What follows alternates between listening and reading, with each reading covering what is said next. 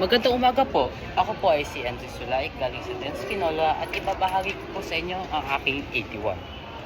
Ang 81 ko po ay tungkol sa istorya ng Lemascarada na umiikot sa buhay ni Amanay.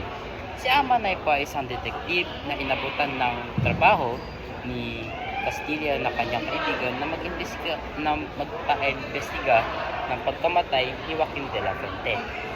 Kasama niya po dito ay si Adolfo.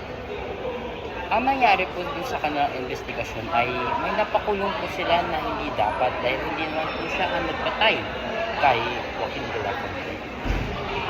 Sa dulo po ay nalaman natin na si Adolfo po pala at si Castilla magkasama ay pinatay si Joaquin de la Fuente. At sabay nun ay pinatay ni Adolfo si Amanay dahil sinabi na po ni Castilla ang katotohanan kay Amanay.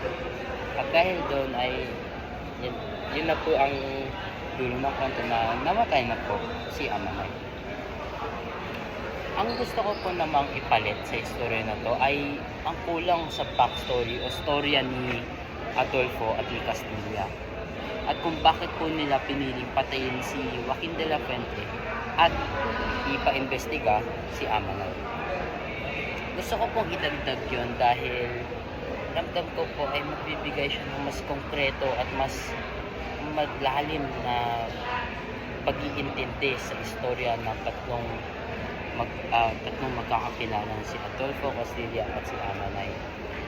At ramdam ko po ay magdadagdag siya ng tiin sa mga pangyayari sa istorya na ito dahil ito po ay tatlong magkakakilala sa kanilang trabaho, ngunit yung dalawa po na si Castilla at si Adolfo ay piniling taksilan si Amanay at yan tuloy ay namatay si Amanay sa kamay ni Adolfo.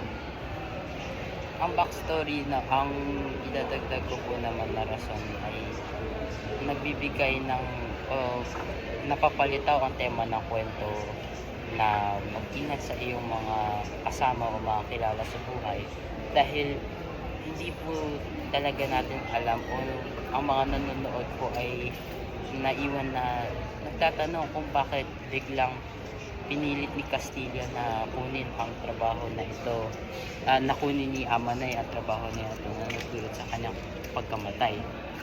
Kaya po ay ang tema na ko ito na mag-ingat po sa inyong mga kasama ay mapapaganda pa o mas mapapakita ay malalaman po talaga natin ang totoong intensyon nila Castilla at ni Adolfo o na patayin o maari namang madamay lang si Amanay sa pagkapatay ni Joaquin de la Fuente.